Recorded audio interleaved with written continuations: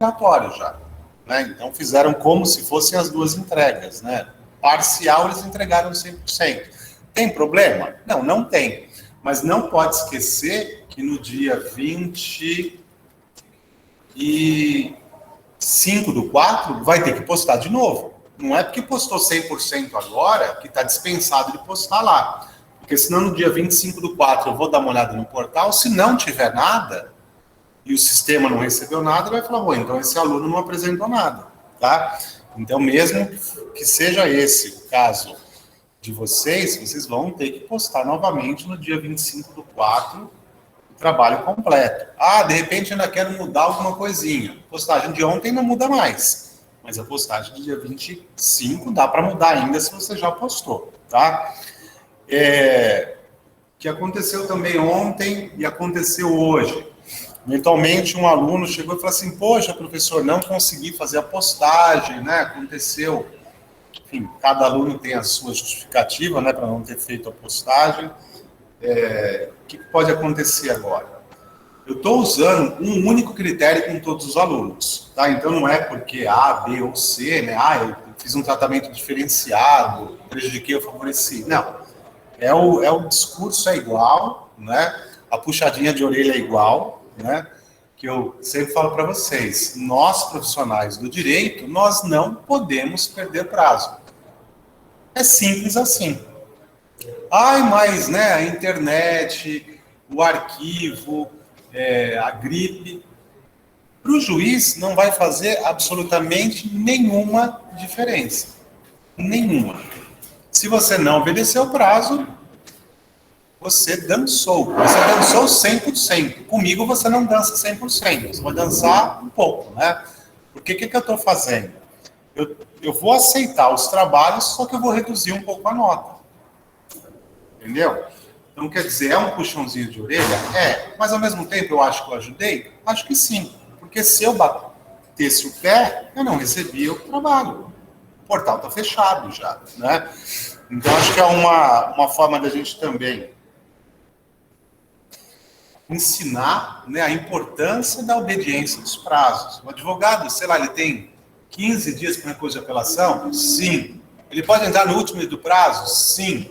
Mas se às 18 horas, às 19 horas ou às 23h59 der pau no sistema, tchau.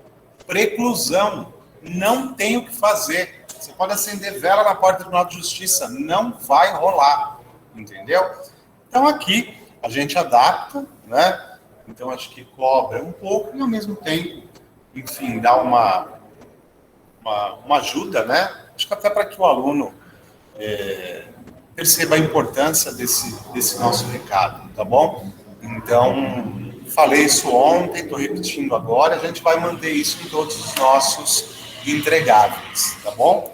Então, os alunos que eventualmente não conseguiram fazer as entregas, podem enviar os seus entregáveis para o meu e-mail, que é o fabio.valdecioli@eniac.edu.br, será corrigido, mas com uma nota menor, até para privilegiar quem fez o certo, né, que postou dentro do prazo. Né? Não é por outro motivo que eu começo a avisar isso uma semana, 2, quase 3 semanas antes do prazo, tá bom?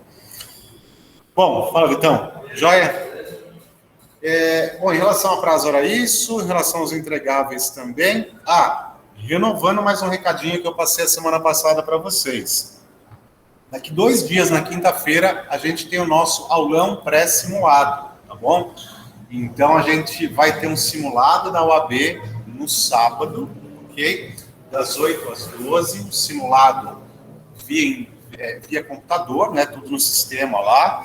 Você precisa se inscrever para participar desse simulado, ok? O professor Jacques já mandou aí nos grupos os links para que você faça a sua inscrição.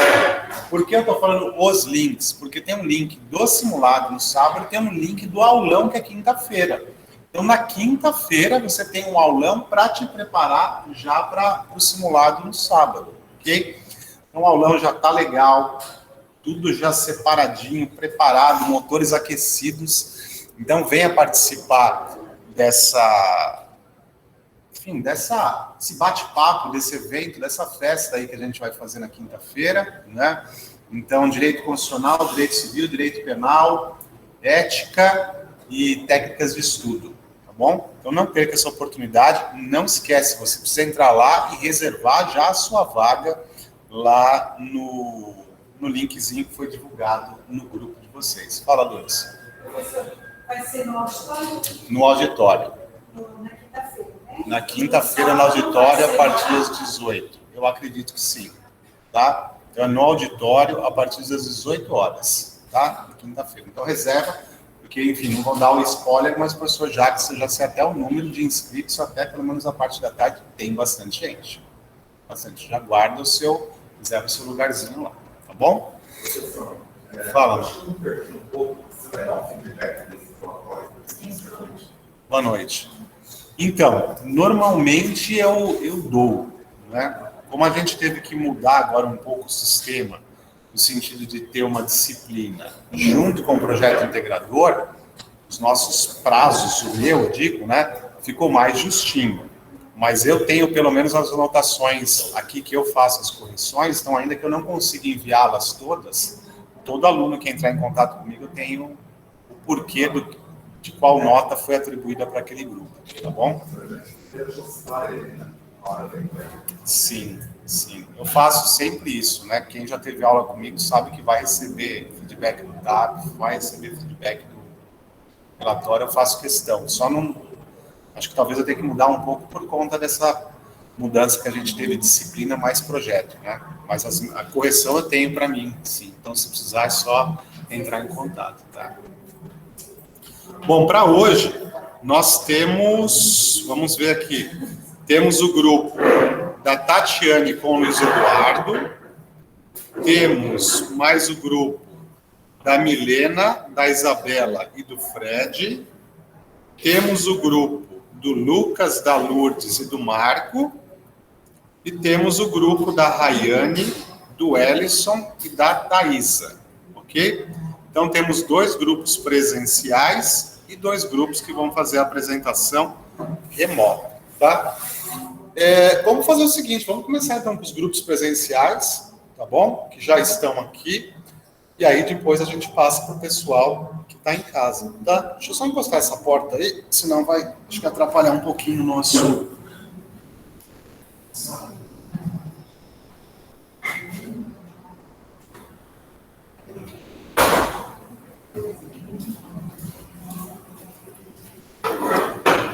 E aí o pessoal que estiver em casa, né, desses grupos que eu já falei, grupo da Milena, da Isabela, do Fred, e mais... Professor. A Tatiane e o Luiz, já preparem os slides aí, ou enviem para o meu e-mail para que eu possa abrir os slides aqui. Quem falou? Eu, Luiz. Pois não, Luiz. Podemos fazer em primeiro? Você quer fazer em primeiro lugar, Luiz? A gente tem um horário limite para sair do trabalho. Desculpa, eu não entendi. Repete para mim.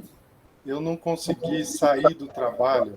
Então eu tenho que deixar o prédio até as 19. Ah, entendi. Podemos, então, né, fazer com o grupo do Luiz? Então tá bom, Luiz. A Tatiane tá aí? Sim. Ah, então tá bom. Vocês querem compartilhar o slide de vocês? Isso, vou compartilhar.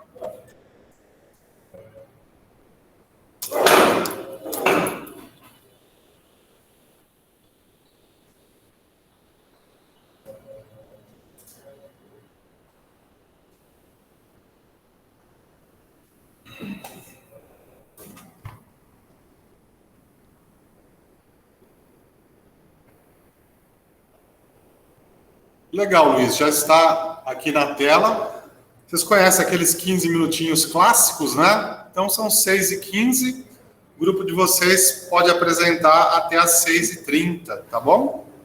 Ok. Então, boa noite a todos. Eu me chamo Tatiane, juntamente com o colega Luiz.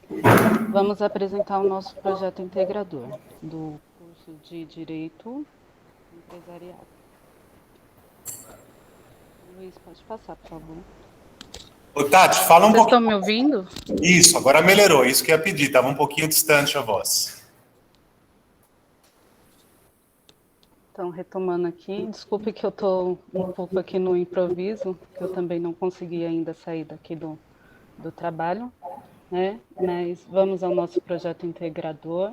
Eu, juntamente com o meu colega Luiz, vamos apresentar no curso de Direito o módulo de Direito Empresarial. Os componentes sou eu, Tatiane, e o Luiz Eduardo.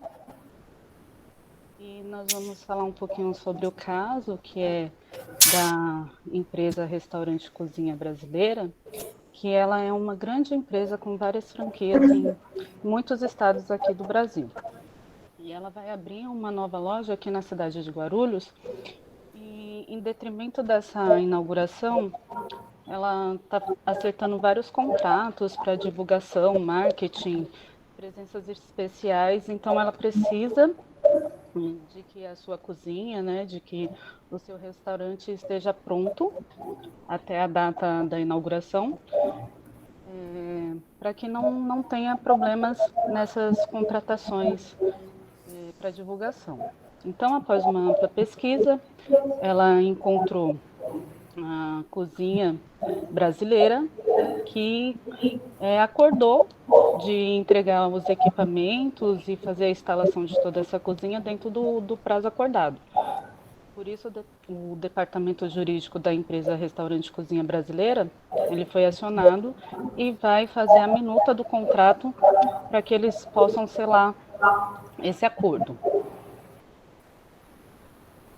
Em relação ao contrato, no entendimento do jurista Gagliano, o contrato é um negócio jurídico por meio do qual as partes declarantes, limitadas pelos princípios da função social e da boa-fé objetiva, autodisciplinam os efeitos patrimoniais que pretendem atingir, segundo a autonomia das suas próprias vontades.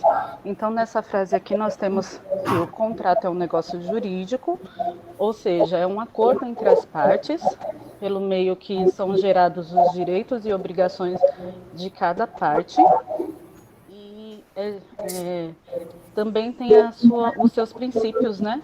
São a função social, que está elencada lá no artigo 421 do Código Civil, que diz que a liberdade contratual será exercida nos limites da função social do contrato. Desculpem. A boa-fé objetiva, né, que está elencada no artigo 422, que diz que os contratantes são obrigados a guardar, assim, na conclusão do contrato, como em sua execução, os princípios da boa-fé, ou seja, cada um tem que cumprir com aquilo que foi acordado, sem tentar passar a perna no outro, podemos dizer assim, né? E a autonomia de vontades, que cada um tem que fazer aquilo de acordo com os seus interesses. Pode passar o próximo. Os requisitos da validade contratual são a capacidade das partes, que para realizar um acordo, um contrato, tem que ser feito por pessoas capazes. A idoneidade do objeto, que tem que ser um objeto lícito, né? Não pode ser objeto de contrato, por exemplo, um carro roubado, né? Porque estaria fora dos requisitos da validade. E a legitimidade das partes, né? Que tem que ser uma parte legítima. Por exemplo, não pode uma pessoa que não é dona de um carro vir e fazer um contrato de compra e venda, sendo que ele não é legítima parte para efetuar esse contrato. O processo de formação do contrato, ele segue um processo que é caracterizado pelas negociações e tratativas preliminares até que as partes cheguem a uma proposta definitiva. Então, somente nesse instante, com a junção desses dois elementos, o contrato será finalmente formado. Então, para que aconteça o contrato, a gente primeiro tem aquela fase de discussões, né? Porque aqui vão ser duas partes que querem algo diferente, mas que precisam chegar num acordo. Por exemplo, o contratante, ele quer os seus equipamentos pelo menor preço de mercado, já o vendedor, ele quer conseguir o melhor valor para ele. Então, aqui vai ter a fase de negociação, onde eles vão chegar num acordo do que vai ser prestado, quais os valores, quais a forma de pagamento. Então, esse é aquele momento que a gente geralmente pede o desconto, né? E consegue entrar num acordo. Chegando a esse acordo, que fique bom para ambas as partes, aí a gente tem o contrato, que não necessariamente precisa estar escrito, mas a partir da verbalização desse acordo já é válido. E aí depois pode ser feito o instrumento de contrato, né, que é redigida a minuta, para que aí a gente tenha um documento escrito. As definições das partes. Pode ser pessoa física ou jurídica, e realizam um acordo de vontades para a criação de vínculo e definição de obrigação de ambas as partes. O nosso contratante, no caso, é o restaurante Cozinha Brasileira, que é o tomador de serviço, que está contratando os equipamentos, e a contratada é a Cozinha Industrial do Brasil, que é quem irá atender às necessidades do contratante, seja com a prestação de serviço e a entrega do bem. Nesse caso, ele vai entregar um bem devidamente instalado e em funcionamento. O objeto contratual é o que define os limites, a quantidade, a qualidade, o tipo, o serviço que será prestado e qual é o produto que está sendo comprado, né? No objeto do contrato é necessário descrever minuciosamente o que se pretende fazer e como, e indicando as particularidades, as vedações, as especificidades, os dados técnicos e tudo que possa inferir na compreensão do acordo. Então, no objeto contratual, é necessário que esteja minuciosamente descrito tanto os equipamentos, marca, modelo, valores, tudo, para que não haja problemas futuros. E bem como também, nesse caso, a instalação. Quais serviços de instalação que serão feitos para que possa ser entregue o objeto do contrato conforme acordado e não ter surpresa futuramente.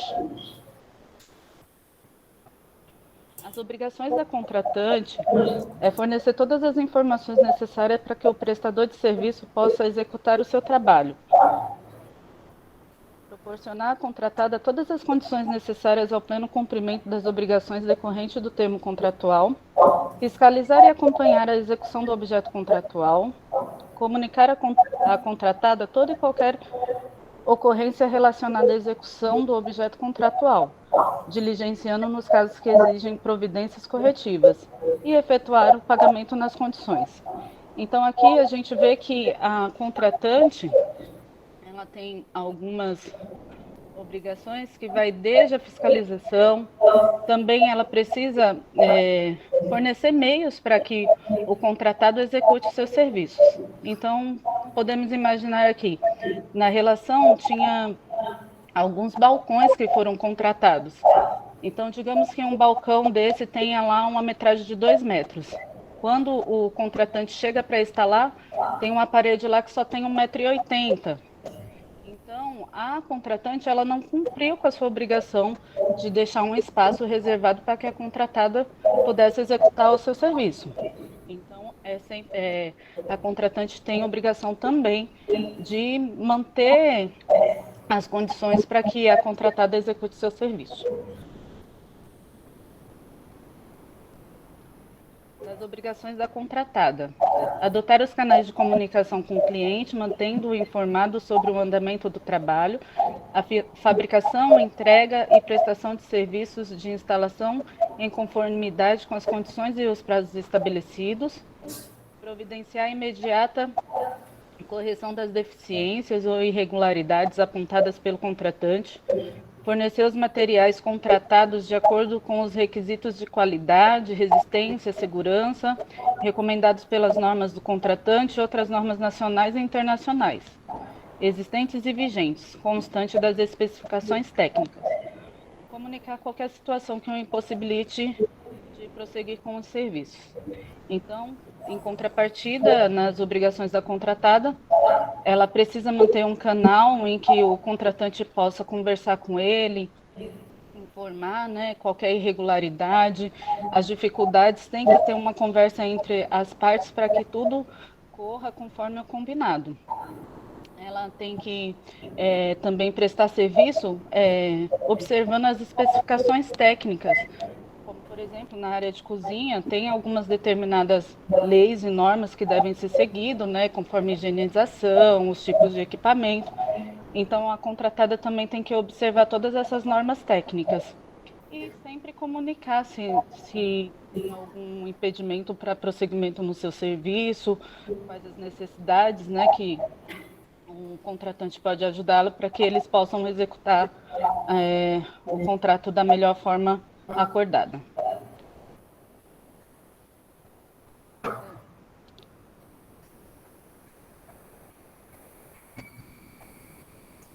Muito bom. Boa noite, me ouvem bem? Ouvindo bem, Luiz. Muito bom. Agora vamos falar da mora, que agora começamos as partes que as coisas não deram tão certo, né? A mora vem do inadimplemento relativo, quando não se entrega uma parte daquilo, né? Não importa se é culposa ou dolosa, é uma falha no cumprimento da obrigação. Também caracteriza pela injusta recusa de receber o bem, né? Então, também está do lado do que está contratando. O artigo 394, ele considera em mora o devedor que não efetuar o pagamento e o credor que não quis recebê-lo. E o 395 responde o devedor pelo prejuízo. Então, é essa coisa que a gente tem que fazer a conta do que vai acontecer, né? No nosso caso específico, a gente tem as datas de entrega específicas, né?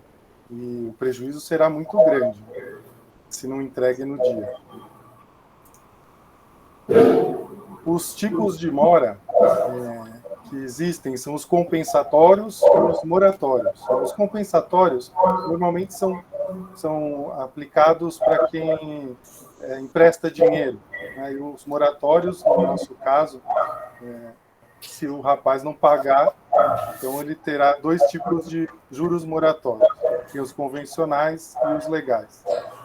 Isso tudo pode estar especificado no contrato também com outros valores. Tá?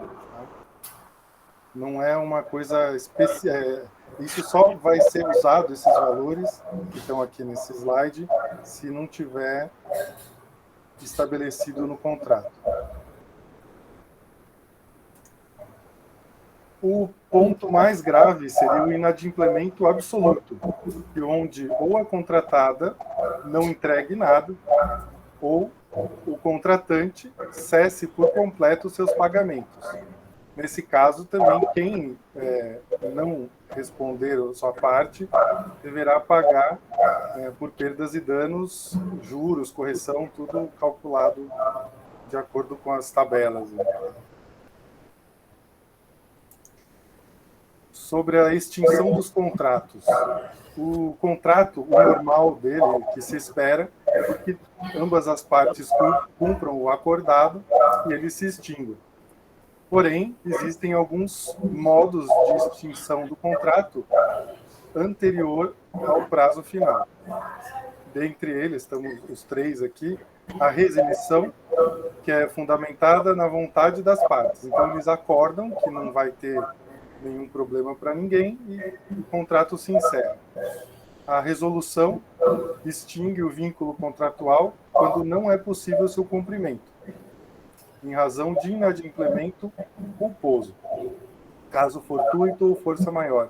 Acho que o professor deu até o exemplo de uma entrega de algumas frutas que caiu a chuva e aí não tem mais como entregar o bem. E a rescisão é a anulação do contrato em caso de descumprimento de obrigação estabelecida nas cláusulas do contrato. Tal lesão provoca um desequilíbrio nas relações entre as partes, sem possibilidade de restauro. Rescisão normalmente vai para alguma coisa não tão agradável, né? A eleição do foro A cláusula de foro é um item no contrato, normalmente lá no final, que diz onde as partes vão resolver os seus conflitos, quando alguém não concordar com alguma coisa. Existe também uma competência relativa nessa cláusula. É possível entrar num foro diferente do que está no contrato. Alguns juízes aceitam quando não há prejuízo para as partes. Aqui colocamos as bibliografias, citando os locais onde a gente pegou, inclusive as imagens são de direito gratuito. E o agradecimento a todos, a Deus, ao nosso mestre, que nos ajudou muito, aos colegas que sempre nos ajudam com os debates, em especial a família, por ajudar nessa jornada e nos deixar ficar aqui até um pouquinho mais tarde. Legal.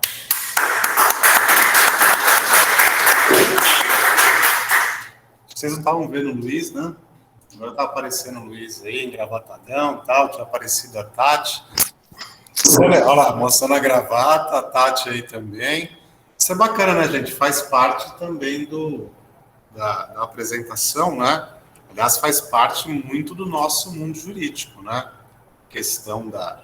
Vocês vão ouvir falar em vestes talares, né? Umas expressões aí mais assim, que remetem à toga, né? Remetem à beca, tudo aquilo. Fora o terno e gravata, o vestido tubinho, coisas do tipo, porque esse é um clássico, né? Isso não pode faltar. Obrigado, viu, Luiz? Obrigado, Tati, pela apresentação. Vocês acompanharam, né, a apresentação, uma apresentação completa, que ela se iniciou na contextualização. Então, é assim que tem que ser feito mesmo. Não dá para chegando com um slide que caiu de paraquedas sem saber do que a gente está falando e o que a gente está apresentando. O grupo contextualizou e, a partir daí, ele começa a tratar de todos os itens, né? E foram todos os itens, desde a definição das partes, objeto, obrigações contratante, contratado, enfim, tudo aquilo que vocês viram. O que eu quero chamar a atenção aqui? Talvez aí, o primeiro comentário que eu faço é para vocês fazerem uma revisão no slide de vocês, quando vocês tratam dos requisitos de validade do ato jurídico. Eu acredito que o terceiro não é o que vocês estão pensando. Dá depois uma olhadinha aí, porque os requisitos de validade estão lá no artigo 104. Então, ele fala de agente capaz, depois ele vai falar de objeto lícito, possível, determinado, determinável, e acho que faltou a forma prescrita ou não defesa em lei. Eu acho que vocês, como que repetiram no 3 a mesma coisa que estava no 1, tá? Então, mas enfim, um detalhe, mas aí fica, né, o meu registro para que vocês possam apontar isso aí. Vou aproveitar, né, quando o grupo trouxe várias questões aí a respeito, olha, o que cabe a contratante, o que cabe a contratada, eu fui falando aos poucos, né, e vocês também foram trazendo várias obrigações das partes. Vou aproveitar que a gente está no nosso último encontro de apresentação para falar uma obrigação que até então ninguém mencionou ela, mas é uma obrigação importante, da parte contratada. A gente já sabe que a contratada tem que entregar aquilo que ela se comprometeu, né? Então todos aqueles equipamentos da cozinha, a gente já sabe que ela tem que instalar. Só que ela tem que ir além, ela tem que garantir o funcionamento daquilo.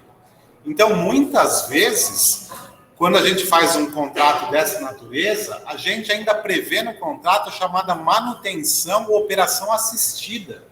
O que adianta, né? O cara põe uma mega cozinha, uma mega geladeira, um mega fogão, instala tal, e o negócio não funciona. Eu preciso mais do que ter tudo aquilo, e tudo aquilo instalado, tudo aquilo funcionando, tá? Então é muito comum. E aí, enfim, trazendo para obras muito grandes, por exemplo, você constrói um edifício com várias instalações, geralmente você faz uma manutenção assistida por 6 meses, para garantir que, né, que sistemas de incêndio, elevadores, portas, ar-condicionado, tudo funcione. Porque não adianta, né? Você tem que ter um negócio funcionando. Então, aqui também vale, né, não só para o grupo do Luiz e da Tati, na verdade, aproveitei, né, aquele bom enunciado que vocês fizeram para compartilhar com o grupo aqui mais coisas.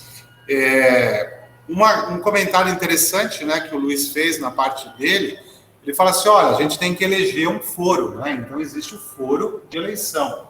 Mas e se a parte não respeitar? O que acontece? Aí ele falou, isso é um caso de competência relativa. Imagina que alguém, né, ou a contratante, a contratada, está lá no contrato, olha, se houver algum problema, vocês têm que ajuizar uma ação em Guarulhos. E a pessoa fala assim, quer saber? Eu vou ajuizar lá em Itaquaquecetuba. E o juiz de Itaquá recebe a ação, vê a cláusula de eleição de foro. Ele pode declinar da sua competência? Ele pode falar, não vou julgar? Não pode. Porque essa competência, isso que o Luiz falou, ela é relativa. O juiz de ofício não pode dizer não para aquela ação. Ele só vai dizer não se a parte, em tese, prejudicada disser juiz, não, você não é o competente. Existe uma cláusula de eleição de foro e o juiz competente é o de Guarulhos. Aí ele acolhe essa exceção de incompetência, julga ela procedente e remete os autos para Guarulhos. Olha só essa palavrinha do Luiz e da Tati, né, como deu a oportunidade de trazer bastante coisa. Quer dizer, uma questão aí que eles trouxeram no contrato, que tem uma repercussão direta no processo civil. Isso tudo que eu contei em rápidas palavras está lá no CPC, né? Aí, para finalizar, a questão das imagens, né? A gente adora uma imagenzinha gratuita na internet, o problema é que nem toda imagem é gratuita, né? Você pode ver que ela tem o famoso copyright, quer dizer, pague os direitos de uso daquela imagem, né? Então, a gente tem várias que são gratuitas, mas muitas delas não são. Então, a gente precisa ter esse cuidado aí para não incorrer numa violação de direitos autorais. Tá bom? Obrigado, viu, Luiz? Obrigado, Tati, pela apresentação. E aí, vamos então seguir com o pessoal que está em casa, e depois eu vou com o pessoal que está aqui na sala de aula. Então, é o grupo da Milena, da Isabela e do Fred. Deixa eu ver se todos estão aí já.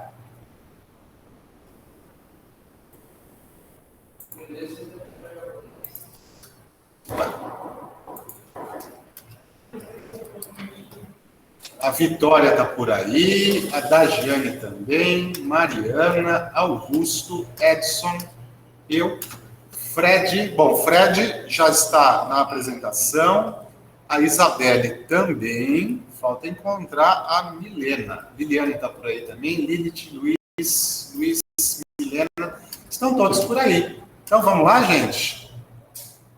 Fred falou que está sem, acho que câmera, né, Fred? Regina está aí por aí também, e a Tati. Se vocês quiserem compartilhar, então podem fazer isso já.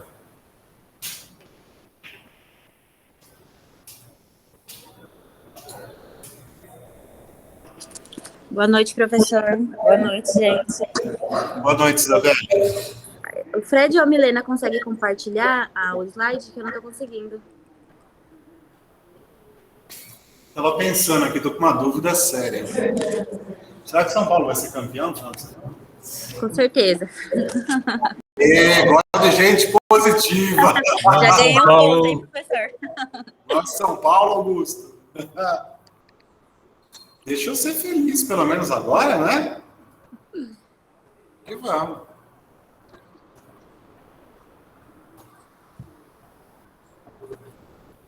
Eu sou tão desencanado que São Paulo estava jogando no final de semana contra o Corinthians, né? Eu sou desencanado e ao mesmo tempo ansioso, né? Eu não consigo ficar na frente da televisão. Falei, vou tomar um café. Saí, fui pra padaria e tal. Falei, vou esquecer disso. Aí não aguentei, liguei no rádio do carro, né? Aí cheguei na padaria, tinha televisão. Aí, quer dizer, amarrei na televisão, fiquei vendo lá, com o coração na boca. Na boca. 22 anos depois, professor. Olha só isso, Augusto. Rapaz. E vai reeditar a final do ano passado, né? Que foi também... Alguém me avisou isso, né? Que foi Corinthians, não, São Paulo e Palmeiras também, né? Exato. E aí? Conseguiram aí, gente, o slide?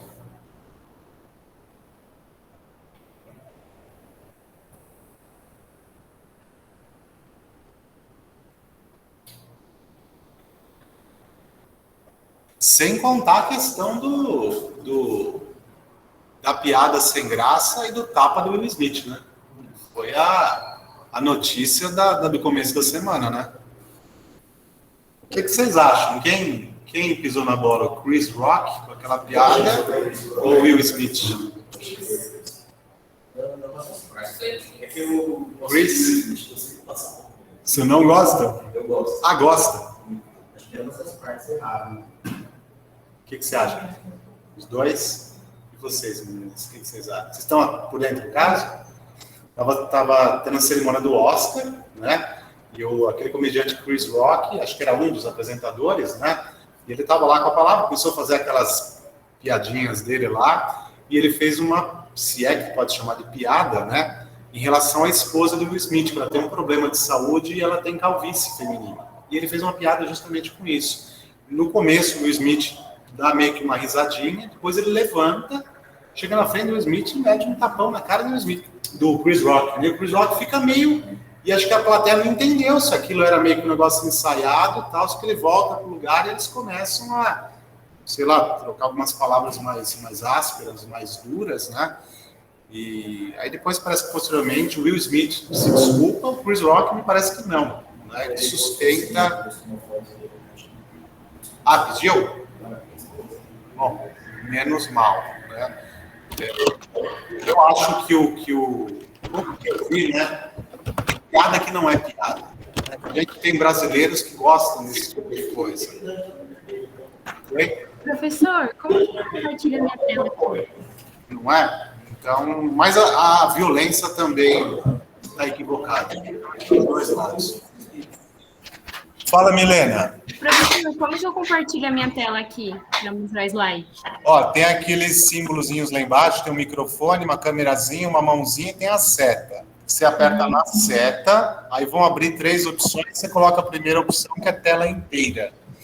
Aí você já escolhe o que tiver aberto aí. Onde tiver aberto o teu slide, né?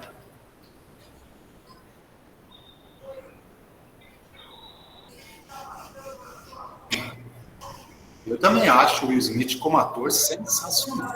Sensacional. Sensacional. O cara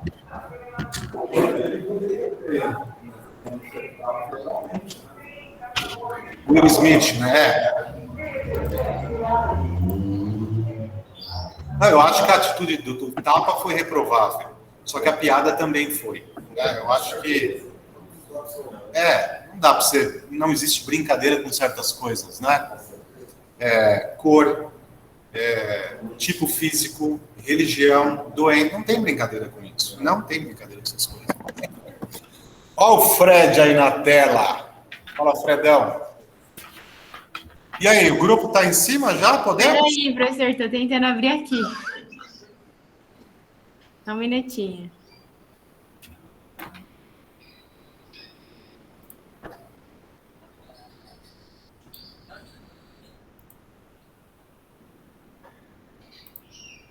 Ai, ai, ai.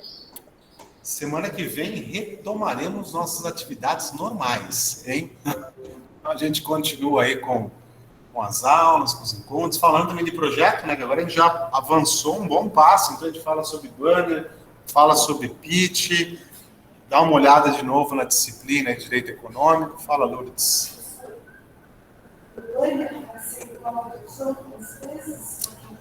Então, eu tô achando que essa vez vai ser banner, viu? Banner físico. Eu vou confirmar, mas tô achando que é banner físico essa vez. Então, lá no Arapa, tal, naquela moda antiga, entendeu? Mas vamos confirmar isso aí. Ô, Milena, você não quer mandar para o meu e-mail para eu poder abrir aqui?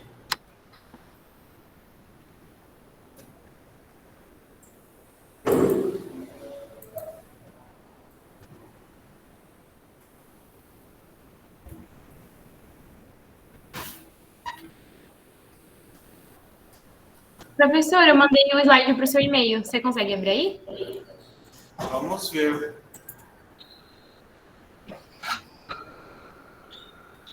Ainda não chegou. Aqui já enviou, já.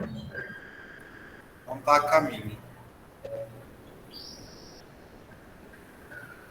Aí o Ellison mandou já, né? Eu vou abrir o seu, então, Ellison. Acho que eu não tinha... Será que eu já abri? Oi? Forte em brasa de vocês, né? Ah, então já está aqui. Deixa eu atualizar aqui novamente. Ainda não. Tá no e-mail certo aí, Milena? Tá sim, tá no fabio.vadecioli@enac.edu.br. É isso mesmo. Tá certinho. Dá uma atualizada, professor, vamos ver se vai. Ixi, atualizei umas 3 vezes já. Ai, meu Deus. É que quando eu compartilho minha tela, ele só tá mostrando a da página inicial aqui, né? Para entrar no PowerPoint, ele não tá abrindo, professor. Como que eu consigo compartilhar? Então você tem que ir naquela setinha que eu te falei. Tá. Você aperta a página inteira. E aí o seu documento ele tem que estar aberto em alguma aba, né? Quando você aliás, tudo que aparecer no teu computador vai aparecer para a gente aqui. Basta que você tenha aberto o arquivo. Tá. Me avisa se tá aparecendo, professor. Agora está. Então tá bom, então deu certo. Tá, então você viu que tem a ocultar aí do lado da barrinha azul? Aperta aí. Deixa eu compartilhar com o pessoal aqui na sala. Pronto. E aí podemos começar então.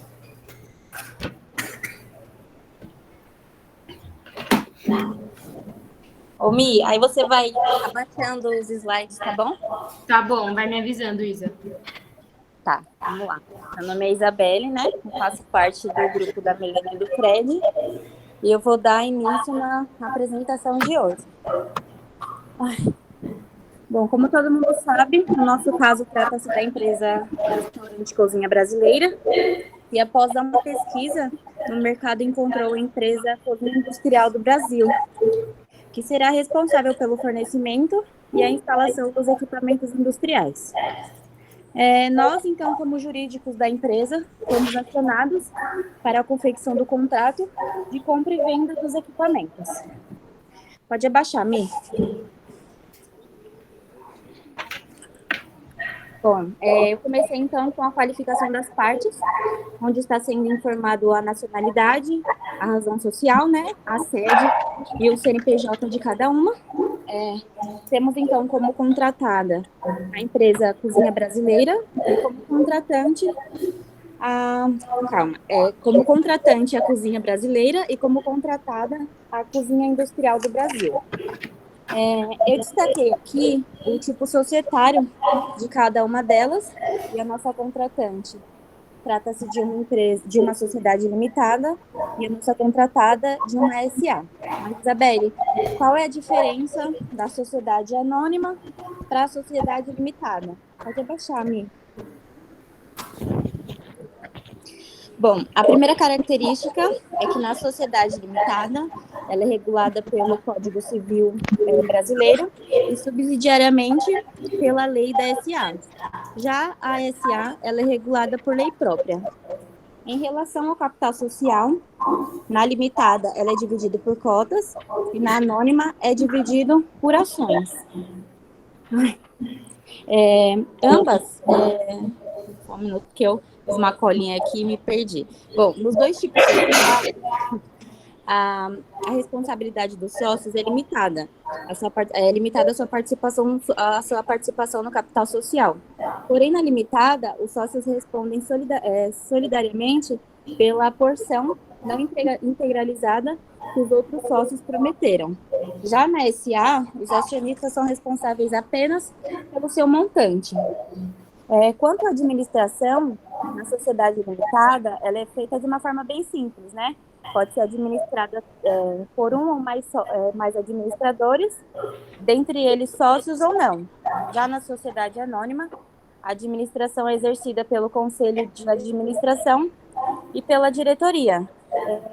Professor, para finalizar essa parte, eu vou mencionar uma explicação de uma advogada chamada Natália Medeiros, que eu achei bastante interessante, que é sobre a diferença no perfil de cada um desses tipos societários.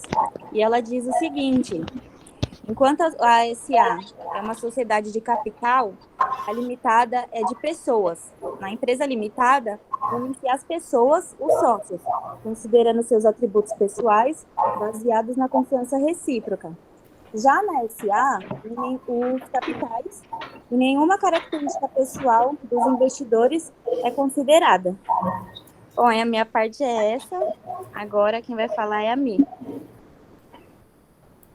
Oi, boa noite. Vim completar a apresentação e agora eu vou falar sobre do objeto e das obrigações contratuais.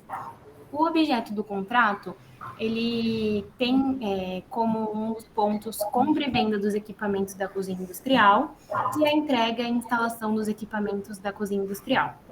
As obrigações do contratante é pagar o valor do contrato no prazo e nas condições especificadas no contrato, e as obrigações do contratado é fornecer, entregar e instalar os equipamentos dentro do prazo ajustado. Agora eu vou falar da mora e do inadimplemento, né? A mora, ela a inexecução culposa ou dolosa da obrigação também se caracteriza pela injusta recusa de recebê-la no tempo, no lugar e na forma devidos. A mora ela pode ser por parte do devedor ou do credor, né? No caso, em quais hipóteses pode ocorrer a mora? Como bem disposto no artigo 394 do Código Civil, determina que a mora refere-se tanto à figura do credor quanto à do devedor, quando não houver o cumprimento da prestação no lugar, tempo e modo convencionado, referente ao inadimplemento relativo. E em quais hipóteses pode ocorrer o inadimplemento? O inadimplemento absoluto ele ocorre quando a obrigação deixa definitivamente de ser cumprida pelo devedor. Artigo 475, a parte lesada pelo inadimplemento pode pedir a resolução do contrato, se não preferir exigir-lhe o cumprimento, cabendo em qualquer dos casos indenização por perdas e danos. E aí a gente citou que é inadimplemento absoluto quando o devedor não mais pode cumprir a obrigação, a mora quando a possibilidade ainda persiste. Agostinho Alvim. Agora é com frente. Boa noite a todos. Todos me ouvem? O áudio tá bom? Sim, tá bom. Maravilha. Eu vou falar sobre a cláusula arbitral. A arbitragem é um método de solução de conflitos regulado atualmente pela Lei 9.307 de 96, por meio do qual as partes se submetem a um terceiro ou a terceiros, com imparcialidade na solução da desavença, tudo dentro da lei, que rege a lei. Podem ser solucionados pela arbitragem questões relativas a direitos que tenham valor econômico e que possam ser comercializados ou transacionados livremente por seus donos. O compromisso arbitral, ele nada mais é do que uma convenção escrita para que o conflito concreto e presente seja decidido por meio de uma arbitragem, ou seja, primeiro surge a divergência e após as partes decidirem submeter aquela disputa, vai a um júri arbitral. Esse parágrafo prevê que as partes podem escolher livremente as regras do direito que serão aplicadas na arbitragem, desde que não haja violação dos bons costumes e da ordem pública. E é nessa questão nessa cláusula que surge a questão das cláusulas compromissórias cheias e as vazias, e que traz o ônus que as partes decidem os critérios básicos para a arbitragem com o local, se serão árbitros escolhidos ou se será uma arbitragem institucional, realizada por câmaras privadas de arbitragem, inclusive já indicando-os em qual o regulamento ou rito será adotado. E é bem comum que as causas arbitrais prevejam que a arbitragem seja realizada por meio de uma câmara arbitral e que seja adotado seus regulamentos, o que facilita o seu início. A cláusula cheia é a que possui todas as previsões necessárias para se dar início à arbitragem. Ou seja, quaisquer controvérsias relacionadas ou decorrentes do presente contrato serão resolvidas de forma definitiva por meio de arbitragem administrada por uma câmara ou segundo as regras do seu regulamento da arbitragem, com a participação de um árbitro nomeado na forma do referido regulamento da arbitragem, que terá sede na cidade escolhida. Por outro lado, a cláusula vazia, ela simplesmente se dispõe da arbitragem, que será um método solucionador dos conflitos vindo daquele contrato, sem dispor detalhadamente dos requisitos nas cláusulas cheias. Nesse caso, embora as partes já estejam vinculadas, ainda pende a decisão conjunta de quais árbitros dos regulamentos ou Câmara serão regularizados o julgamento. Sendo assim, qualquer controvérsia ou demanda que surja do presente contrato ou que com ele se relacione deverá ser resolvida por arbitragem. Nesse tipo de arbitragem não costuma dar muito problema, porque a desavença contratual, mais difícil será a disposição das partes para estipularem um bom acordo, quais os termos do regulamento da arbitragem ou quais os árbitros ou câmaras farão o trâmite. A parte beneficiada, né, nessa cláusula vazia, ela tende a não querer ajustar os termos, porque ela sempre vai estar no lucro, né? Porém, feliz ou infelizmente, tem uma solução que estabelece esses parâmetros de juízo, é o que dispõe no artigo 7º, que existindo cláusula compromissória e havendo resistência quanto à instituição de arbitragem, poderá a parte interessada requerer a citação da outra parte para comparecer em juízo a fim de lavrar-se um compromisso, designando juiz, audiência especial para tal fim. E esse é o fim. Chega assim, só tem agora as referências e mais nada. Nossa parte termina aqui. Então, concluíram? Mais algum slide?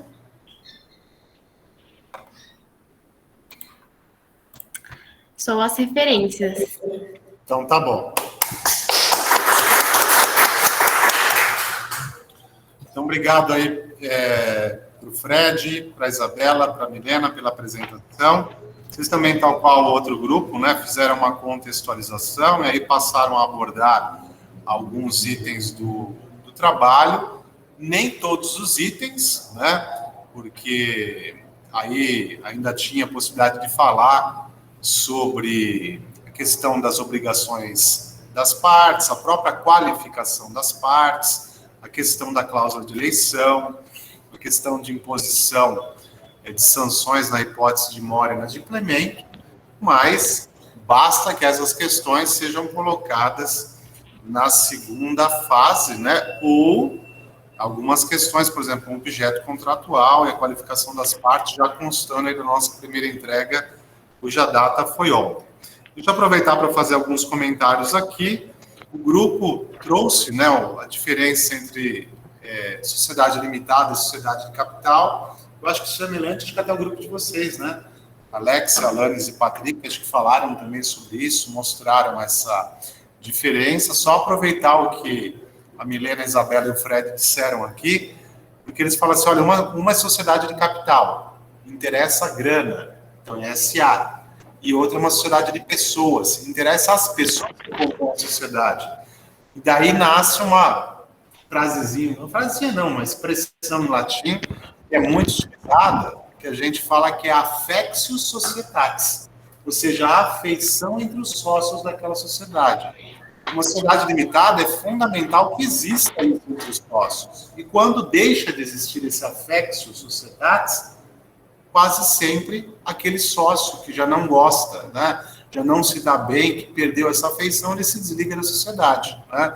O que não acontece no SA, que você tem zilhões de sócios, basta que você tenha, né, a sua açãozinha na mão, o que importa, tá? Então, acho que vale a pena a gente trabalhar essa questão aí. E aí o grupo também, né, trouxe essa questão da cláusula compromissória, da cláusula compromisso arbitral.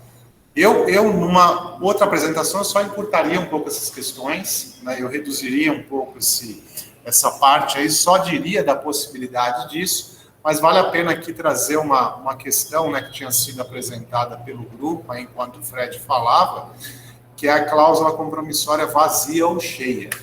Lembram-se que quando, na semana passada, foi apresentada também essa possibilidade, né, de levar uma discussão para o julgamento de uma cláusula de um tribunal arbitral, a gente falou, às vezes eles definem qual é o árbitro, qual é a Câmara, qual o critério de julgamento, e às vezes isso não é feito. É justamente essa diferença. Então, quando você já tem nesta cláusula contratual que prevê que futuramente essa questão pode ser levada para um tribunal arbitral, se você tem todas essas disposições, você tem a cláusula cheia, né? Porque ela falou de tudo.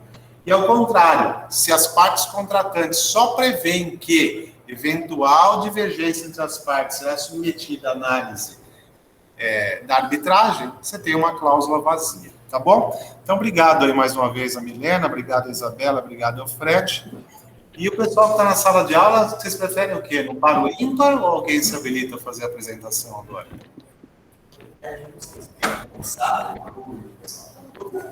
Vamos lá? Então venham. Lourdes, venham Lucas e Marco. Então vamos lá para a apresentação aqui na sala de aula. Bom, pessoal, vocês vão me desculpar, mas eu fiz uma pequena cirurgia nas aulas. Então, está muito feio. Eu estou me sentindo envergonhada. E eu com a garganta um pouquinho ruim. Eita! E aí, Lucas? Você está inteiro.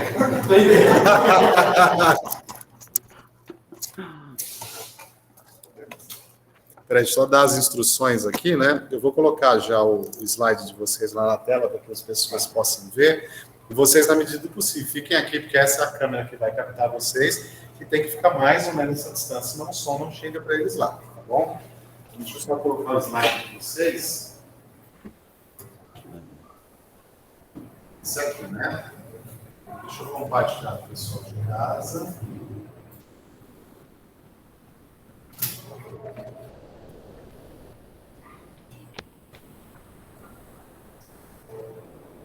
Pronto, então, quando vocês quiserem, os famosos 15 minutos. Bom, boa noite, pessoal. Nosso grupo é formado por mim, Marco Antônio, Lucas e Lourdes. Nós vamos trabalhar um pouquinho a contextualização para a formalização desse contrato. Então, uma empresa, uma grande empresa, ela quer abrir uma franquia, e aplicou bastante dinheiro, né, para fazer a propaganda e no dia que for aberto, que ela se torne reconhecida e tudo mais. Então, ela buscou no mercado um fornecedor que é para equipamento e, inclusive, a instalação. Pode passar.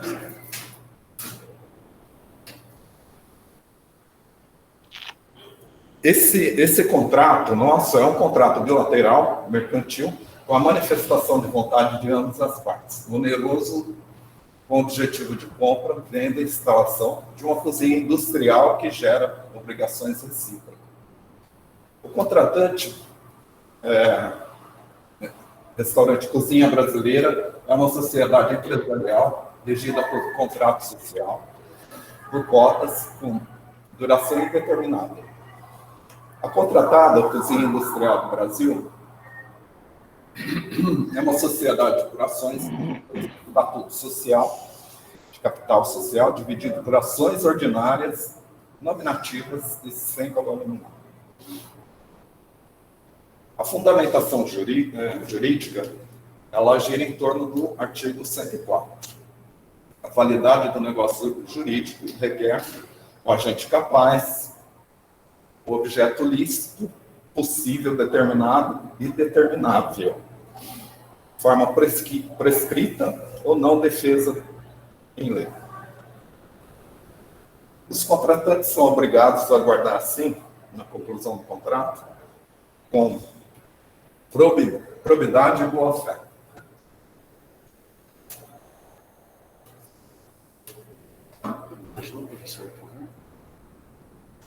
Não, passaram. Mas, eu vou falar agora sobre as obrigações do contratante, porque dói um pouco no bolso do contratante, claro, porque ele vai pagar tanto pela instalação e tanto pelos materiais em geral. Por exemplo, o contrato ele é feito, claramente, se vocês podem ver aqui, a empresa, a contratante no caso, ela tem que ter alguns princípios para que a máquina, para que os produtos que ela comprou em si, em geral, possam ser instalados. Por exemplo, tem que ter um local certo, tem que ter um ambiente certo, tem que ter a ambientação em geral certa, correta. E... Desculpa, eu estou um pouco ansioso, eu não sou muito bom com a apresentação, perdão. Então, o valor em geral, com a instalação e também com os produtos, fica exatamente este valor. R$ 60.628. A empresa, claramente, ela vai dar uma entrada com um valor para que as máquinas de produto que eles compraram cheguem até ela, e o valor seria de R$ 10.628. O restante, eles vão pagar 10 vezes de R$ 5.000. O pagamento deverá ser efetuado através da conta bancária da empresa contratada. Agora, sobre a empresa contratada, ela tem um pouco mais de responsabilidades. Por quê? Além dela emitir as notas fiscais, porque se esquecer de algum produto, a empresa contratada, a contratante, ela vai ter que pedir, como é a palavra? Vai ter que pedir uma máquina a mais, porque se faltar alguma coisa do gênero. Também o certificado de garantia é um dos principais pontos que, com certeza, é um dos mais importantes. Uma máquina falhou durante o tempo que foi instalado. Por exemplo, a garantia vai ter basicamente de 1 ano, 2 anos por aí. Logo após isso, a empresa contratada terá que, após fazer a manutenção de 30 em 30 dias, para ver se o funcionamento das máquinas está correto ou não. Pode passar, professor.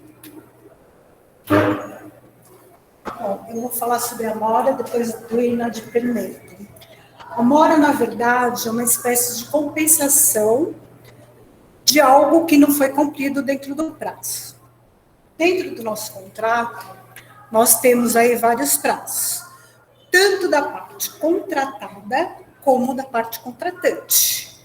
Se nenhuma das partes cumprir, por exemplo, digamos assim, a empresa contratada não cumprir com o prazo que foi estipulado, por exemplo, até o dia 17/4. Então, o que vai acontecer? Ela pode sofrer a mora, e aí, no caso, existe a legislação legal, que está aqui no artigo 389, né? E ele vai falar sobre... Bom, a mora, ela realmente é o tipo de os juros. Então, é 1% ao mês, isso está estipulado na legislação, e 0,03333 é uma dízima periódica com relação por dia. A contratante também, se ela atrasar, por exemplo, o pagamento ou atrasar o local onde essa cozinha vai ser instalada, ela também terá um problema de mora. No caso do inadimplemento. O que é o inadimplemento? É a não obrigação realizada pelo credor ou pelo devedor. Então, no caso, nós temos o inadimplemento absoluto, que se refere à obrigação que não foi cumprida, ou por dolo ou por culpa, mas não foi cumprida em nenhum momento. E aí, pode ser a parte que foi lesada, no caso, ela pode solicitar o quê? A resolução do contrato na justiça, e aí, inclusive, ela tem direitos a uma indenização por perdas e danos. Nós temos, no caso do inadimplemento, nós temos o inadimplemento relativo, que é, por exemplo, a cozinha o restaurante brasileiro contratou a cozinha industrial. Ela não instalou, por exemplo, até o dia 17/4, ela não conseguiu instalar, ou ela não instalou. Aí, se a outra parte achar que lhe é conveniente ainda, porque ela tem um prazo de mais 2 meses até a inauguração, ela pode aceitar ou não esse inadimplemento relativo, porque ainda não foi inaugurada a cozinha. Então, ela pode dizer, não, olha, eu tenho um prazo, eu te dou mais 15 dias, por exemplo, isso se a parte achar que é viável para ela, que é útil para ela. Eu tenho mais 15 dias, eu te dou mais 15 dias. Só que isso também vai incorrer em quê? Na mora e na multa. Pode passar, professor, por favor? Do foro.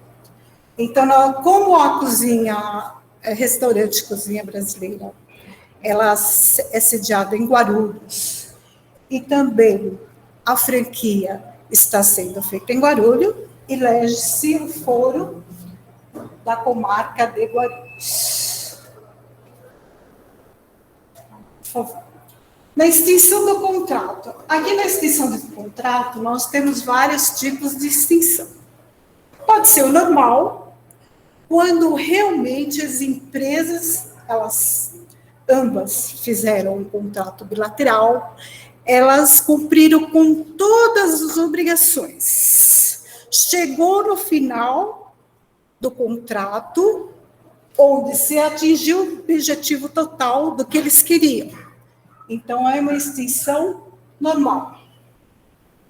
A invalidade, nulidade e a anulabilidade contratual, ela se refere muito aos defeitos jurídicos que podem incorrer em erro, ignorância, coação, lesão, fraude, conforme os artigos que nós temos aqui.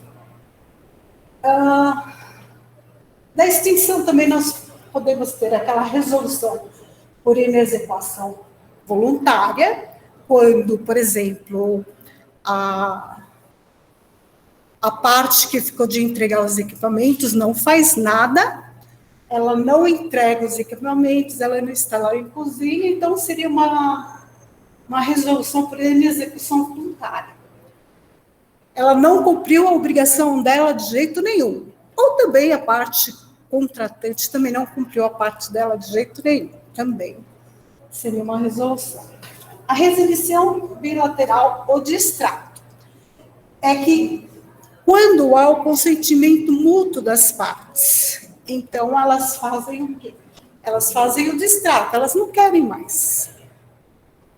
Resolveram colocar um fim numa relação de ambas as partes, que elas chegaram à conclusão que não querem mais continuar com esse contrato.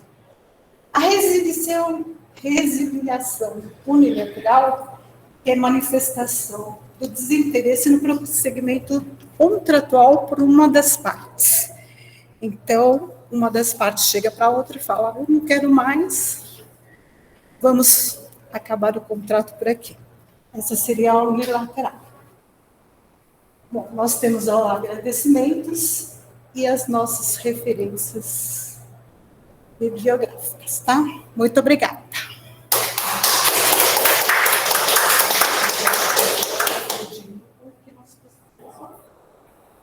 Grupos que escrevem meu sobrenome e acerta já merece um ponto, né?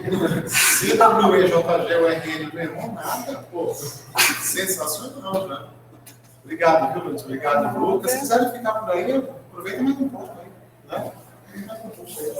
Obrigado, Lucas. Obrigado, Lourdes. Obrigado ao Marco Antônio. Vamos lá para algumas considerações, né?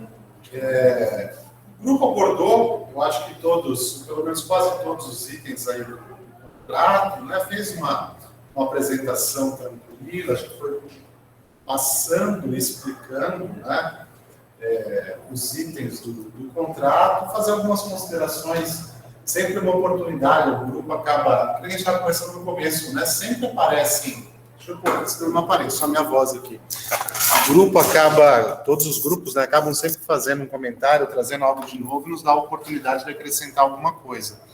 Eu acho que aí estava com o Luquinhas, nessa hora que ele estava falando, e ele disse, olha, o valor é 50 mil, né, mas o grupo deu uma entrada, a empresa deu uma entrada tal. Essa entrada, que é muito comum no dia a dia, ela tem um nome jurídico, né, e não é entrada, embora a gente escreve até no contrato, é entrada.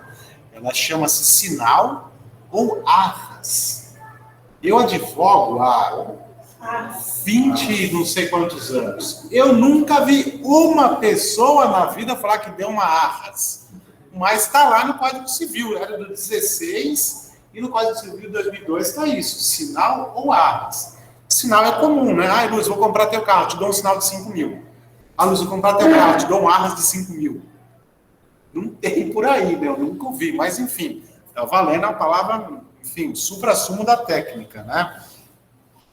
Falaram então da questão da nota fiscal, né? Acho que tem a ver até um pouco com a gente, namora aqui um pouco questão aqui de contador.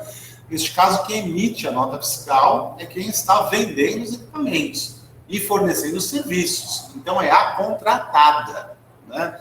Então, é aquela empresa SA. Então, ela é responsável por emitir a nota fiscal. Isso vai fazer com que gere para ela o pagamento de um imposto. Então, na contabilidade dela, ela não está recebendo, não vai pôr no bolso 50 mil, ela vai pôr menos no bolso dela. Então, o certo mesmo é que aquilo tenha custado para ela, sei lá, 46, uns 4 mil ela pagou de imposto. Então, ela precisou já colocar isso na conta dela. Quando ela faturou essa venda, ela já tem que sacar que ela não põe valor cheio no bolso, né? E aí, depois, só um detalhezinho aqui, eu vou ver se eu volto. É um erro de digitação, né? O resiliação bilateral ou resiliação unilateral. Então, eu acredito que o grupo sabe que é resilição. Mas esse problema de digitação é tão delicado que até a Lourdes foi traída por ele, né? Ela tinha falado resilição, uma hora ela bateu o olho no slide e falou resiliação. Não é? Então é complicado, a gente fica naquela. Então, sempre fazer aquela revisãozinha, né? Estou tranquilo que o grupo sabe disso, mas só para evitar isso, senão a gente dá uma olhada. Hoje eu fui rever um slide meu, eu estava com erro. Aliás, eu até coloquei mal comentar, falei, gente, desculpa, né? Precisava tal.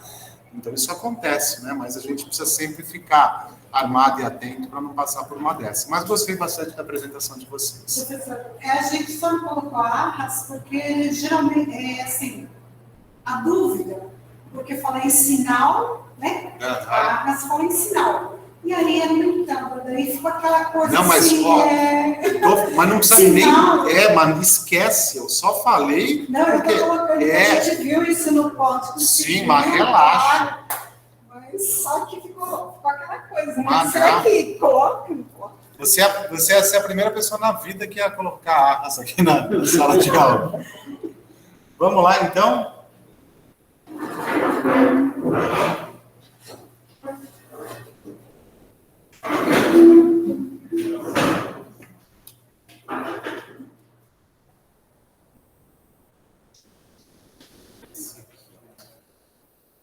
Deixa eu posicionar aqui para vocês. Então, o pessoal que está em casa, então o grupo agora da Rayane, do Ellison e da Thaisa. Então, deixa eu posicionar aqui para eles, para que eles possam fazer a apresentação. É só apertar o ladinho? Oi? Para mudar? Não, aqui pode ficar tranquilo que eu mudo para vocês. Isso. Você fala assim, Fábio, muda. Boa noite a todos, boa noite pessoal que está em casa. A gente vai dar início aqui ao nosso projetinho, nossa apresentação. Para iniciar uma frase, aqui de Salvador Allende, não basta que todos sejam iguais perante a lei, é preciso que a lei seja igual perante todos. Obrigado, professor. Presidente deposto e assassinado Salvador Allende. Nosso grupo é composto por mim, Ellison, pela Rayane, pela Thaisa e pelo professor Simone. Esse nome aqui ganhamos mais um ponto. Gente, o resumo, né? Como todos já sabem, todo mundo já falou, mas vamos aqui mais uma vez comentar. A empresa Restaurante Cozinha Brasileira vai abrir uma unidade na cidade de Guarulhos. Que ótimo, né? Mais um restaurante na nossa cidade. E aí, ela está precisando de uma empresa para poder fazer a instalação, né, a venda da cozinha industrial para ela. E ela foi procurando, encontrou a empresa Cozinha Industrial.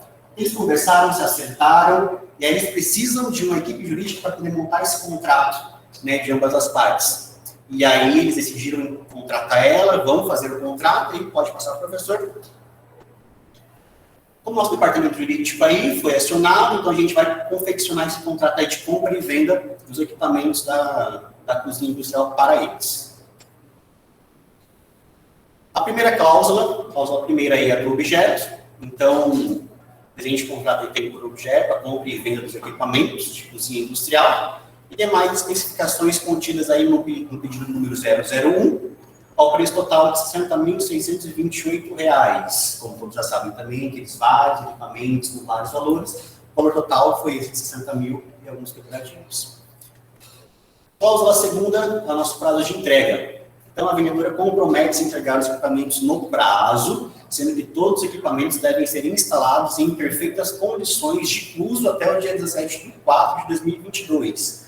Impreterivelmente 60 dias antes da data de inauguração. Então, ela tem que cumprir esse prazo, conforme o nosso contrato, nossa cláusula segunda. Cláusula terceira, quem vai dar continuidade é a Thaisa. Boa noite, professor. Boa noite a todos. Vou estar levantando algumas obrigações, né, tanto da parte contratada quanto da parte contratante. Da parte contratada, primeiramente a entrega dos equipamentos, né, que é o objeto do nosso contrato. Tem no endereço, data e hora, que foi acordado junto com o contratante e com a contratada. A questão de cumprir rigorosamente o prazo acordado no contrato, né, porque o restaurante ele tem um prazo para estar fazendo essa inauguração e ele tem um cronograma a ser seguido. Caso nenhuma das partes aí cumpra esse cronograma, vai atrasar a inauguração do restaurante. Designar também por escrito, né, no ato do recebimento, uma autorização de fornecimento, que é um preposto que possam configurar possíveis ocorrências durante a entrega dos equipamentos do contrato, a de comunicar por escrito de imediato a impossibilidade de execução de qualquer obrigação contratual, para que possa tomar algum tipo de adoção de providências cabíveis, o de manter todas as condições de habilitação e qualificação exigidas que culminaram em sua contratação, o de se responsabilizar integralmente pela qualidade dos equipamentos fornecidos, o de se responsabilizar em casos de furto, roubo, perda, qualquer tipo de avaria durante o transporte, né, da contratada até o restaurante do contratante, o de substituir as suas expensas dos equipamentos que apresentem qualquer tipo de defeito ou vício, tanto na questão de qualidade ou de quantidade, no que foi pedido no contrato. E que caso isso aconteça, né, a contratante tem 7 dias para estar entrando em contato com a contratada, para estar reavendo a troca desses equipamentos ou o complemento desses equipamentos, como foi pedido. O de fornecer um manual, né, sobre a instalação, a utilização e a manutenção de todos esses equipamentos, para que não haja nenhum tipo de mau uso ou de vício, né, nesses equipamentos. O de se responsabilizar por todos os encargos e obrigações fiscais previstas na legislação em vigor, bem como ordens trabalhistas, previdenciárias ou quaisquer outras resultantes do presente contrato. De não transferir para outra pessoa, né, para terceiros, a obrigação, né, tanto por parte ou por total do que foi levantado pelo contratante. O de se responsabilizar pelos danos causados direta ou indiretamente ao contratante ou a terceiros, decorrente de sua culpa ou dolo na execução do contrato. O de fornecer a garantia, né, de 30 dias para reclamar de vício ou defeito de produto não durável e o de 90 dias para reclamar de vício ou defeito de produto durável, né, para que a contratante possa se segurar dos equipamentos que ela contratou, para que eles tenham um bom funcionamento, né, e não venha prejudicar o andamento do restaurante. Agora eu vou estar levantando aqui algumas das obrigações do contratante. Primeiramente, de efetuar o pagamento ao contratado, né, o que foi levantado das duas partes. o de fornecer todas as informações necessárias a fim de diminuir as dúvidas e orientar melhor o contratado, né? Para que seja feito o perfeito cumprimento do contrato. O de comunicar ao contratado qualquer irregularidade na execução do presente contrato. E o de deixar o ambiente em perfeito estado para que tenha um espaço adequado para se encaixar os equipamentos, para fazer a instalação, e que para não atrase nem o prazo do contratante e nem o do contratado. A parte disso. Boa noite. A forma de pagamento, o comprador vai estar dando um sinal de R$ 10.628, ou contrário. É pagar 12 parcelas de R$ 5.000, com vencimento todo dia 25 do mês subsequente.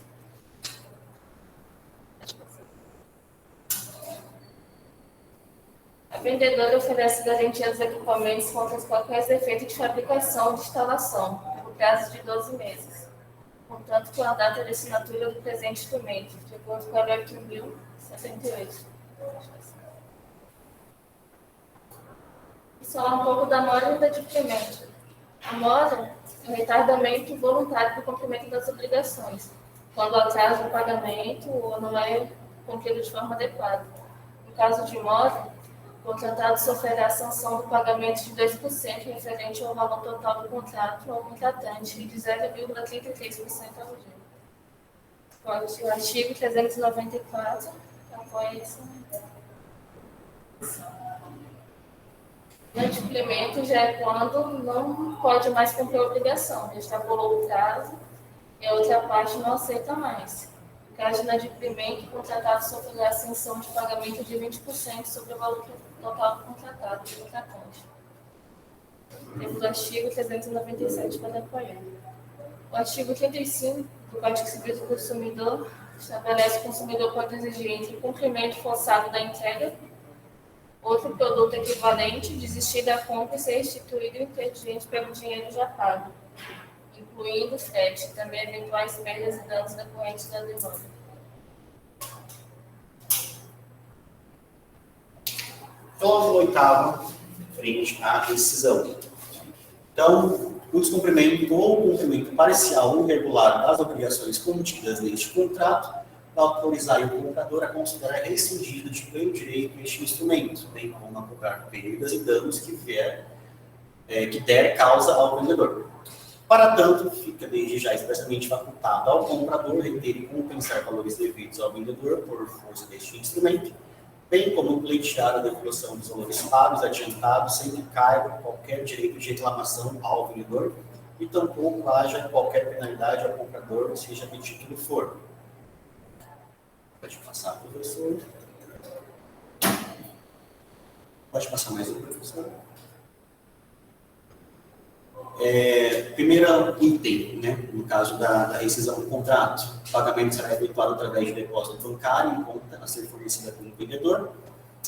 Se caso houver a rescisão também, resolve-se o pleno direito independentemente de qualquer formalidade judicial ou extrajudicial, na ocorrência de qualquer das seguintes hipóteses de infração ou qualquer de suas cláusulas ou condições, pedido ou proposição de recuperação judicial ou extrajudicial, pedido, requerimento, decretação ou homologação de falência, convolução de recuperação judicial, em falência, interdição, insolvência ou ainda legítima protesto de título de emissão ou obrigação do vendedor, sem sustentação no prazo legal e nos demais casos previstos na legislação em vigor. Também aqui mais um item, fica facultado a qualquer das partes rescindir o presente contato mediante simples comunicação a outra, com antecedência mínima de 30 dias, sem que nada seja devido entre as partes, a título de indenização ou qualquer outro título. Segundo item também, a parte que infringir qualquer das disposições do presente contrato responderá por perdas e danos, independente das demais sanções. Nossa cláusula também aqui no fórum, que fica eleito fórum da comarca de Guarulhos para diminuir toda e qualquer controvérsia decorrente do presente ajuste. Isso aqui são as nossas fontes condicionadas. Isso. Legal.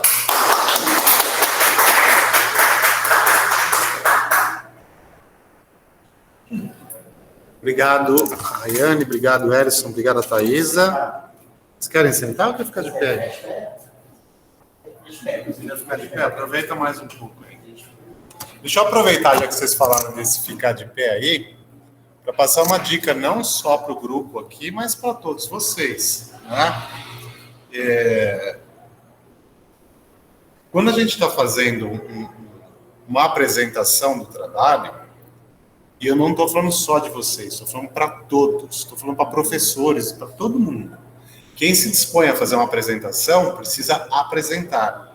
Portanto, a apresentação não pode ser a moda daquelas missas antiguíssimas, né, que não são nem do meu tempo, mas eu sei que era assim, que o padre rezava a missa de costas. Ele falava em latim e olhava para a cruz. E os fiéis que ficavam atrás, ficavam só vendo isso aqui, ó. Isso não é uma apresentação. Tá certo que a missa não era também, mas você precisa se comunicar, né? Então, para vocês e para todos, né? Aproveitem esse momento e façam a comunicação, interajam, né? Eu sei que às vezes não é fácil falar, mas você dá aula há 200 anos, você é... eu sei disso. Mas vamos já se familiarizando com isso, né? Ao invés de fazer aqui esquecer quem está vendo, a gente pode usar isso aqui, né? Vai, mostra um pouco, aproveita aqui. E vocês são o centro da atenção. No caso, por isso que o professor que não dá aula agora nesse método híbrido, para a gente é mais difícil ainda, né?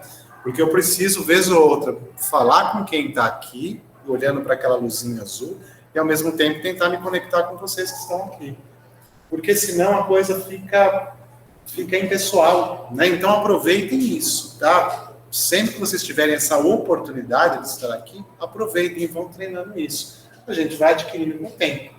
Até o momento que fica viciado quase, que é o meu caso, né? Que gosta de fazer isso, tá? Mas é muito importante na nossa profissão ter esse gosto, ou pelo menos estar preparado para poder fazer isso, tá? Já que vocês falaram da brincadeira de ficar aí, eu aproveitei para falar sobre isso.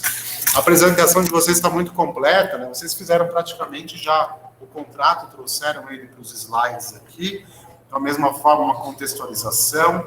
Vocês logo de início destacaram a importância do prazo de entrega, né? E é talvez uma coisa que foi bem marcada lá no início do trabalho. Olha, vai ter imprensa, vai ter muita gente, eu estou colocando grana para divulgar, ou seja, não adianta me entregar um negócio um dia antes que não vai rolar. Tanto que você vê, a gente está falando de um prazo de entrega 60 dias antes da inauguração, ou seja, a empresa foi exigente porque para ela é muito importante que essa cozinha esteja instalada antes. Então é bem bacana o grupo bater nesse ponto. O prazo da entrega é muito importante, né? Depois, eu não sei se foi vocês, eu acho que não. Alguém me perguntou hoje, acho que foi hoje, mas assim, professor, eu não estou usando contratante e contratado, eu estou usando vendedor e comprador. Está errado? Não, vocês usaram vendedor e comprador. Vendedor, no caso, é a contratada, né? Vocês contrataram a empresa, então ela é contratada para vender os equipamentos. E quem está do outro lado, do contratante, é a compradora. Então, a compradora é contratante. Então, não tem nenhum problema. Eu acho que eu até respondi não me perdoe, né? Não lembro quem foi, mas eu falei, olha, eu, por exemplo, eu utilizaria contratante e contratada. Ah, mas eu usei comprador e vendedor. Está errado? Absolutamente, não tem nada de errado. Tá? Então, só estou aproveitando também para poder já destacar mais isso. Vocês foram o grupo que optaram por fazer isso aí. Questões interessantes aqui, né? O ponto que vocês falaram, olha, acho que a Thaisa estava lendo essa hora, né? Estava explicando. A vendedora, né, a contratada, se responsabilizará ou responsabilizar-se-á, inclusive em caso de roubo, furto ou perda. Lembra que vocês falaram isso? Ou seja, sei lá, ela está com todos os equipamentos no caminhão, chega um bandidão lá e fala, dá o caminhão aqui. Eles escreveram no contrato que a empresa que comprou vai ter que receber, de qualquer jeito. E essa cláusula é lícita. Ok? Você pode falar, mas se for um fato de terceiro, né? Não tem nada a ver com bandido, eu não dei causa isso, enfim, todas essas situações, né, daí decorrentes. Mas o grupo pode sim estabelecer isso, né? Aliás, é bom que estabeleça, porque senão ele vai ficar sem, tá? Mais uma coisa. esse grupo e alguns outros falaram assim, vamos usar o Código de Defesa do Consumidor.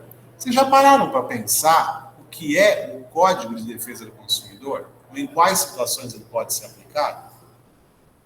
O Código de Defesa do Consumidor, se você começar a olhar ele logo nos primeiros artigos, ele traz duas definições.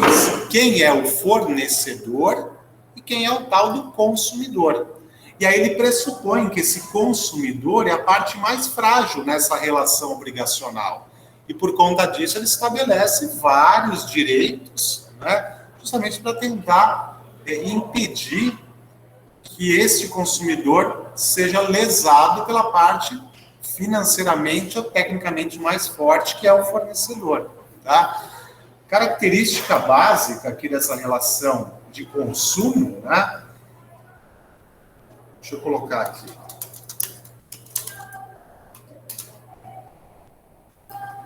Está logo aqui nos primeiros artigos. Consumidor é toda pessoa física ou jurídica que adquire ou utiliza produto ou serviço como destinatário final. Pergunto, esta empresa que está abrindo a sua 20ª franquia, ela é consumidor? Podem responder, o que vocês acham? Sim, ela é consumidora. É uma pessoa jurídica que adquire e também utiliza como destinatária final. Ou seja, a cozinha veio para ficar. Ela vai utilizar aquilo, né? E aí vamos pensar, a vendedora é um fornecedor? Vamos ver artigo 3º. Deixa eu compartilhar com o pessoal de casa não está vendo.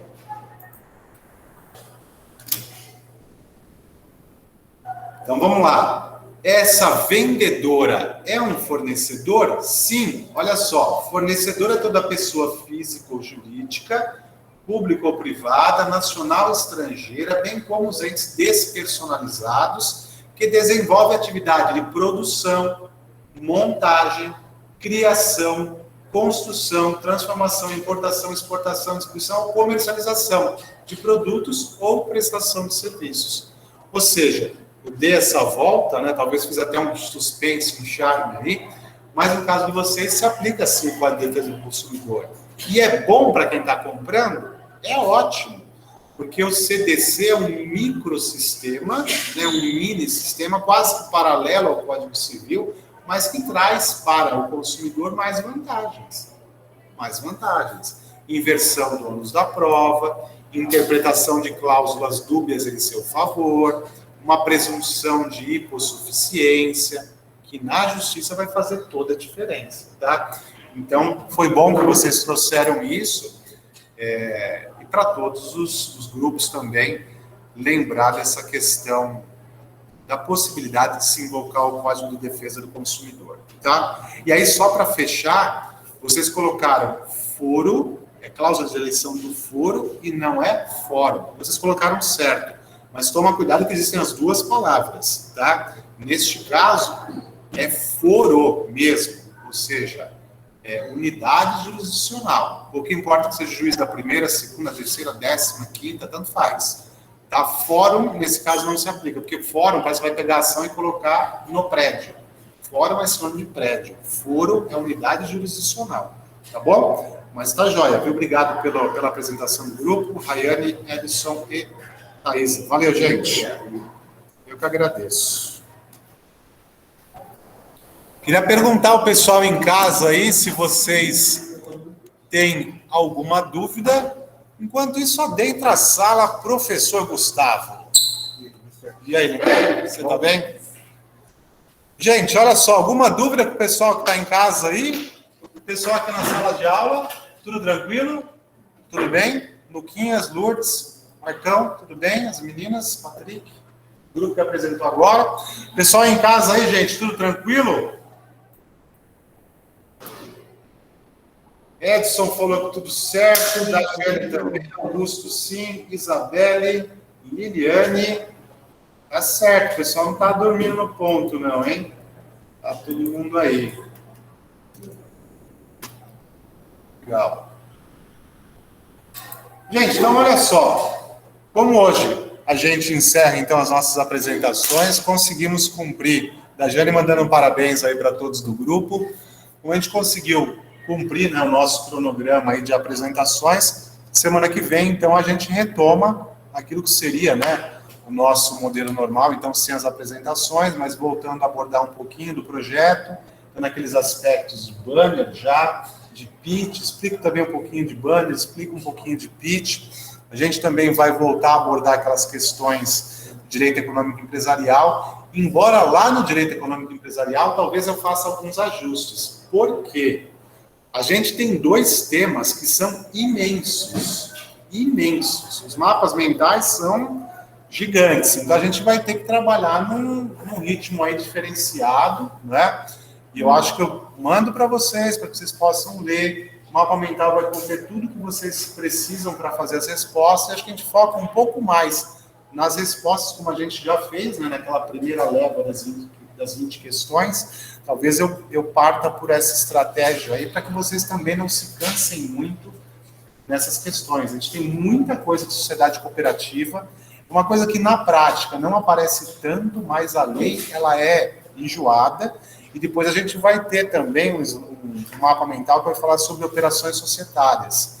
São coisas interessantes, mas também não aparecem tanto na prática. Então, vale uma pinceladinha de leve para saber do que a gente está falando, né? Então, são certas transações entre empresas que fogem, eu acho que até da realidade de 90% ou mais dos profissionais do direito. Então, saber mais uma coisinha ou outra, né? Tem alguns pontos que você destacar, que a gente pode usar como se fosse direito comercial, mas até no direito sucessório, então vale a pena um comentáriozinho ou outro, né? Mas a gente começa a abordar isso aí a partir da semana que vem, tá bom? Então, gente, vocês vão voltar para casa um pouco mais cedo, vão descansar, chegar em casa antes. Gente, então é isso aí. Obrigado, pessoal que está em casa. Beijo nas meninas, abraço para os meninos, o pessoal que esteve aqui até agora. Valeu, gente. Obrigado. Bom retorno para vocês.